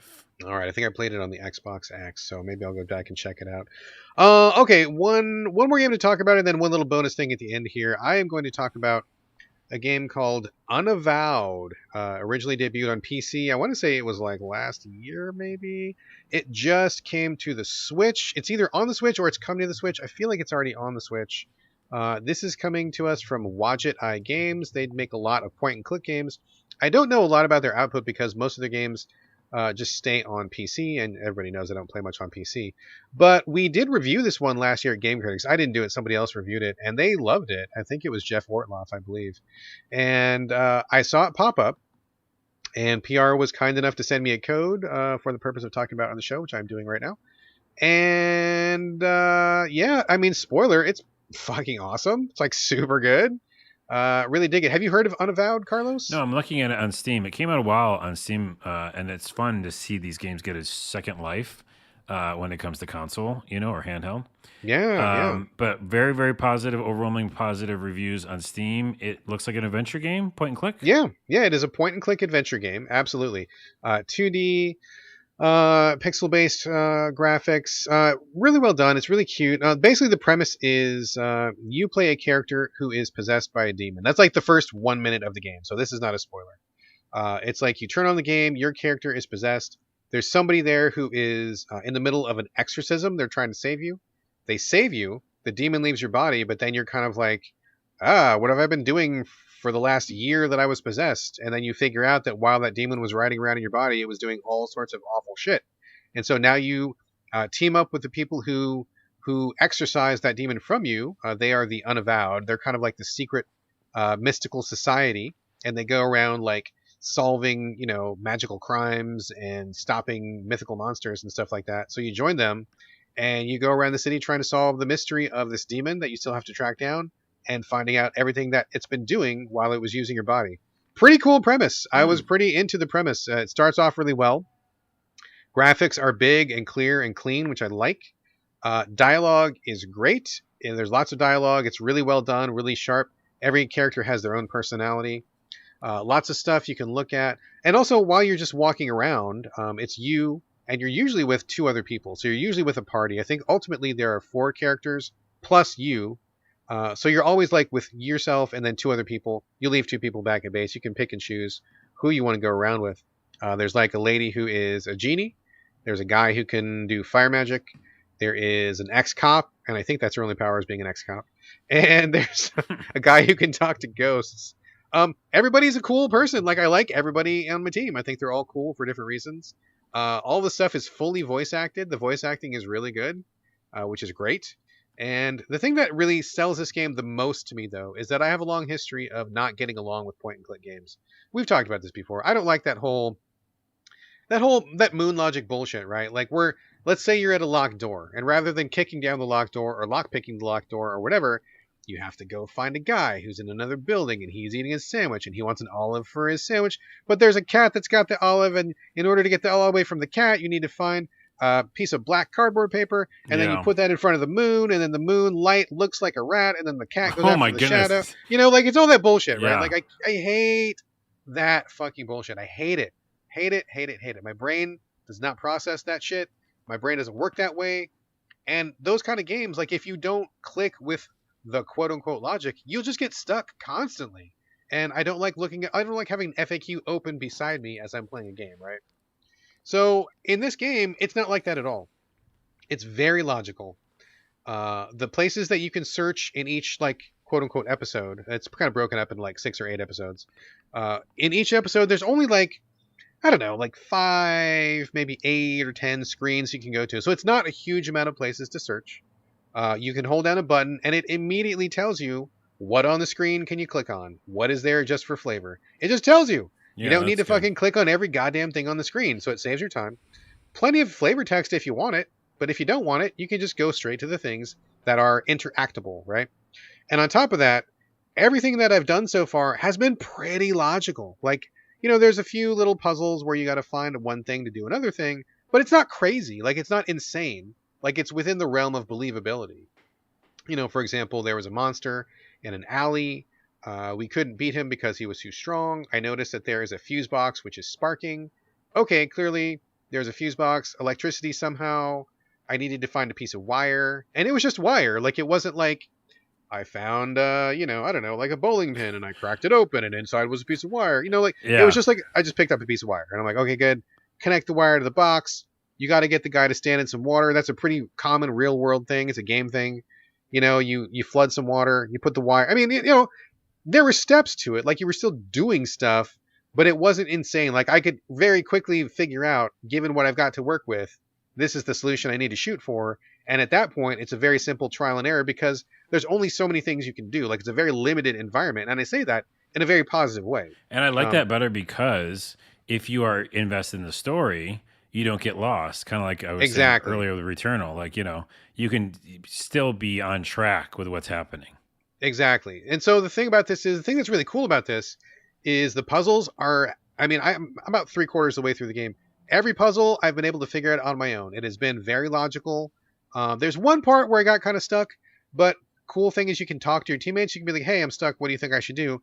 And each teammate will tell you like a slightly different clue. So like it'll kind of help you and keep it within the context of the game, which is great. Also, the teammates that you pick, each one has abilities.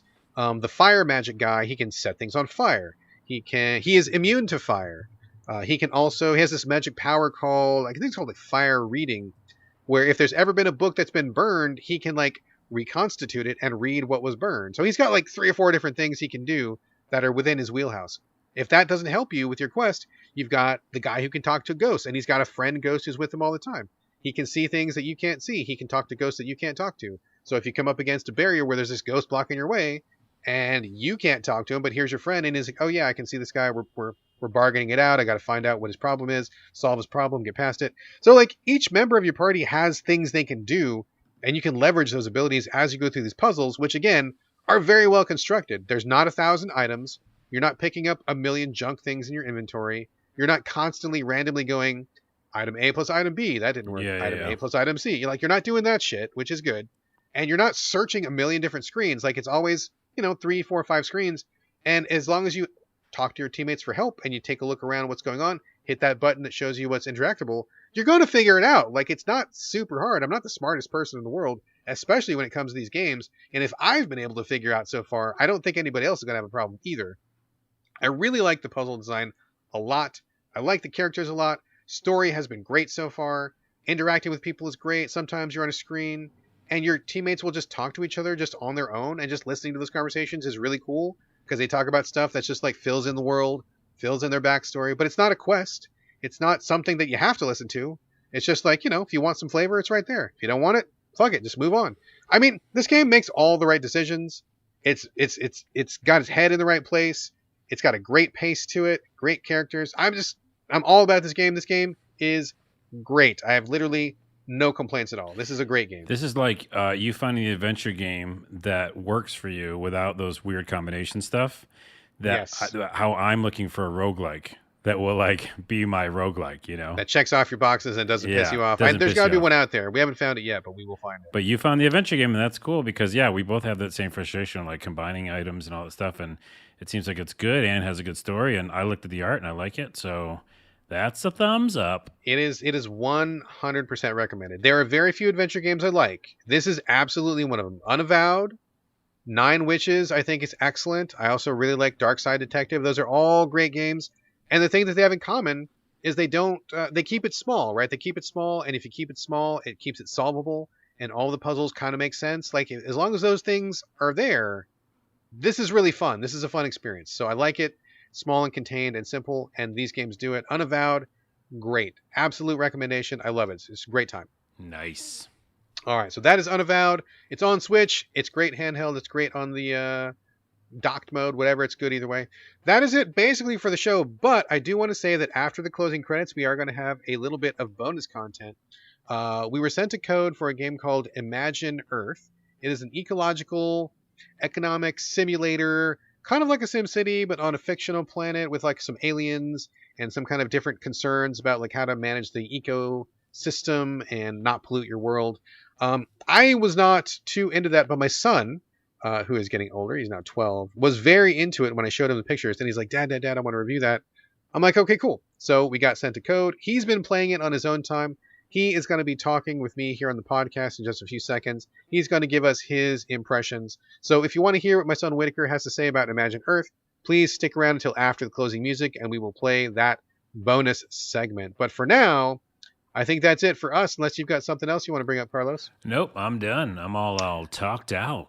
All right, talked out. I am pretty talked out as well. We will, I guess, just wrap it up. That is it, folks. This is the show. I mean, again, listen for that bonus episode if you like after the closing music. But for now, send us your questions, send us your comments, send us anything you like. SoVideoGamesPodcast@gmail.com.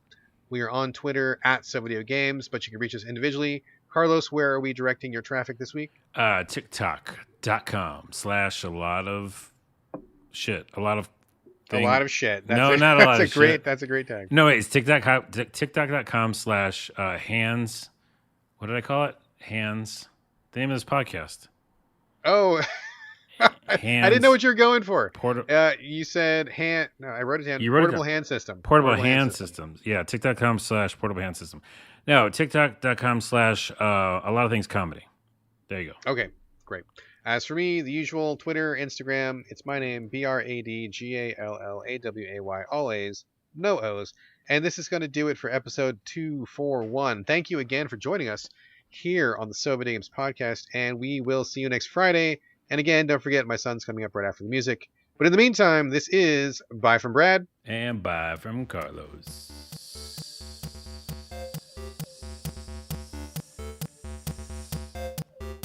And breathe. That took a lot out of me.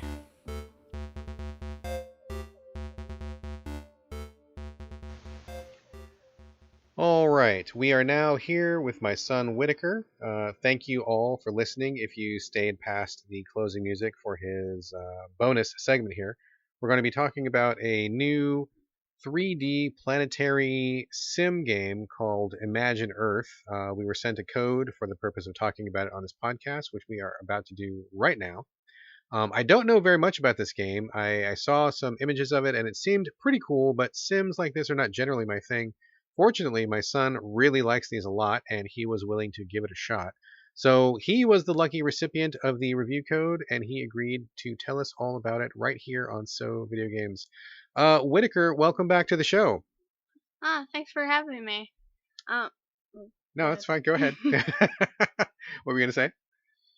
Today I'll be talking about Imagine Earth, the colonization sim. Yes, absolutely. So you've been on the show before, right? Yeah, I have. All right, good. Are you nervous about recording or you feel okay? Yeah, a little bit. A little nervous. Okay. Well, this is going to be painless. It's going to be nice and fun. We're going to talk about this game. So basically, all I know about this game is that it happens in space. You find like a random planet, and then your, I don't know, your company or whatever sends a spaceship to whatever planet you find, and then you have to like build a city and like generate resources. Is that basically how it starts? Yeah, you start by landing your pod in whatever flat space you can find, as long as it's not flattening like any natives living on the planet, because that would not end well. And the basis is just gathering resources using warehouses, which send out drones to collect items such as gold, and a rare crystal called Ideon, which is super valuable on the space market. So there's a lot of like resource management, right? I mean, a lot of these sims have to do with like collecting materials. I mean, I thought I saw you collecting wood and stone and things like that, and that's like the basis you need to get your colony started, right? Yeah, the basis of the supplies are goods, food, power, and people. After you get that, that's the basis of a colony. Then you just keep expanding from there. All right. So the twist to this game, or at least the thing that I saw that made it stand out from other games, is that it seems to put a lot of emphasis on ecological matters like environment. For example, as I was watching you play the game, there was like one meter that kind of gave the, I don't know, the health of the planet, and it seemed like a lot of the industries that you had access to, like fossil fuels, coal, or chopping down trees and stuff, it seemed like those had like a negative effect on the planet. Am I seeing that correctly? Yes, this game can have a like ecological fallout if you have global warming, such as having too many coal power plants, nuclear power plants, chopping down trees. So just like real life. Yes, except it goes at a lot faster rate than others. So I guess what is like why would you want to keep the Earth, or I mean it's not the Earth, but like why would you want to keep that planet healthy? Now I get being a good cosmic citizen, right? Like you don't want to go around trashing every planet you get to, but in the game is there a benefit to like having a planet that's healthy? I mean, for basically the happiness of your people and, well, for the natives living on the planet, if there are any. Let's talk about this. Okay, so there's a couple things I want to ask you about. So the happiness of the people.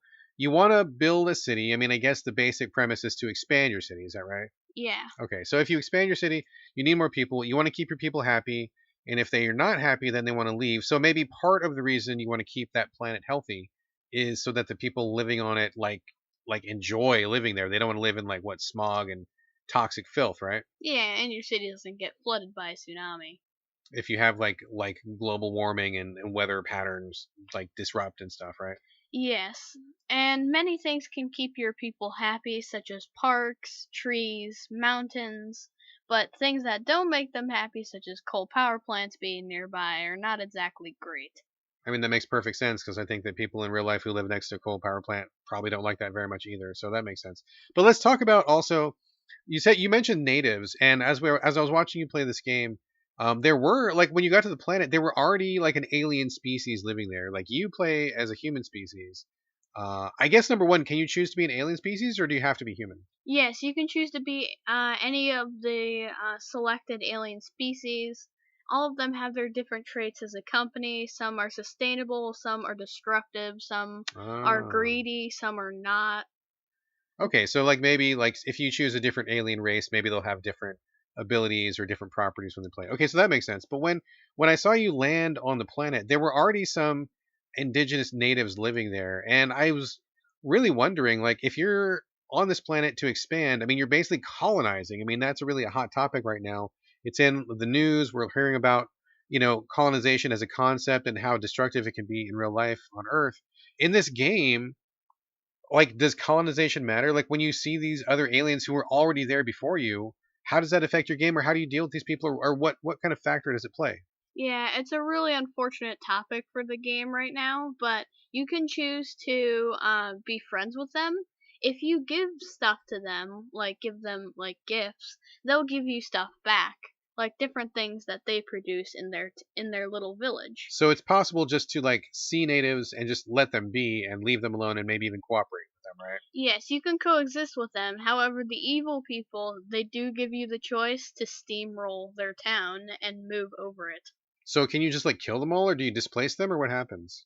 I don't know. I haven't destroyed a native town because Oh, thank you, son. Make me feel very good to say you haven't displaced any indigenous people. Thank you. yes, that's terrible. Yes, let's not do that. Okay, so but there is the option to, I mean, I guess just get rid of them or kill them or maybe displace them somehow and then just take over. So we definitely don't want to do that.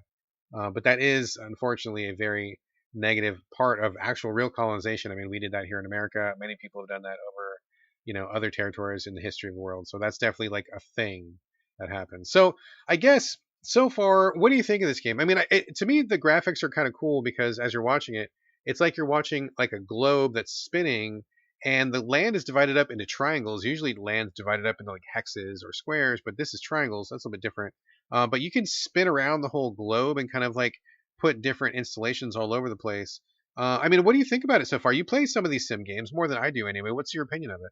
I mean, it's really interesting. The thing they need to do is to get rid of the being able to steamroll the towns. Other than that, the game is really fun. So yeah, it's a good game. What's your favorite part about this game? Well, expanding the towns is pretty satisfying once you get all of the big town like set up, like Hmm. all the supplies and stuff, having a good flow of money coming in. Because in that game, you can trade with different kind of space traders that can arrive at your spaceport. So like interstellar trade, people like aliens from other worlds will come and stop by your port and like sell you some stuff or whatever. Yeah, there's rare materials trader, tech trader, and just regular trader. Okay. The rare trader takes Ideon, which is the super rare crystal in the game that gives you the most money on the market.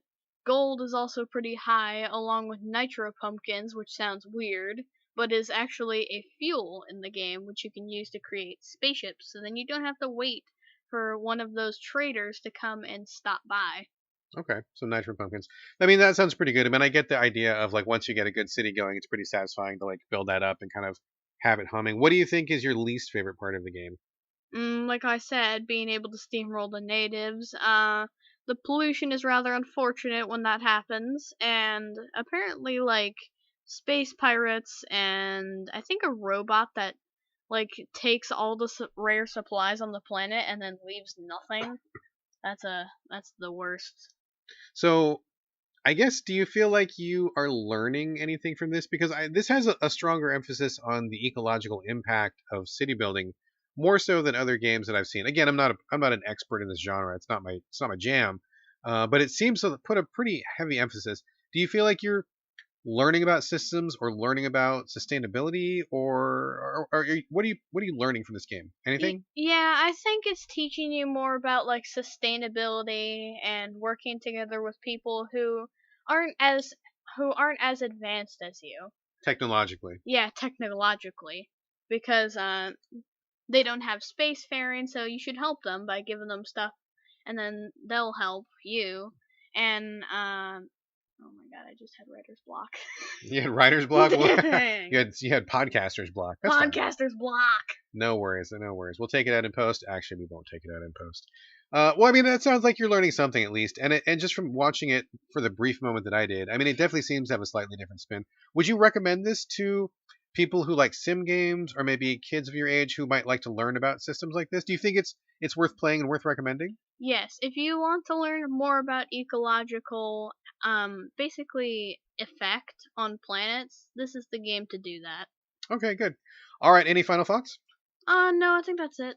Okay, great. No final thoughts. Excellent, son. Thank you very much for coming on the podcast and talking about Imagine Earth. It has been a pleasure. You too. All right, I'll see you upstairs. Alright. Bye. Bye.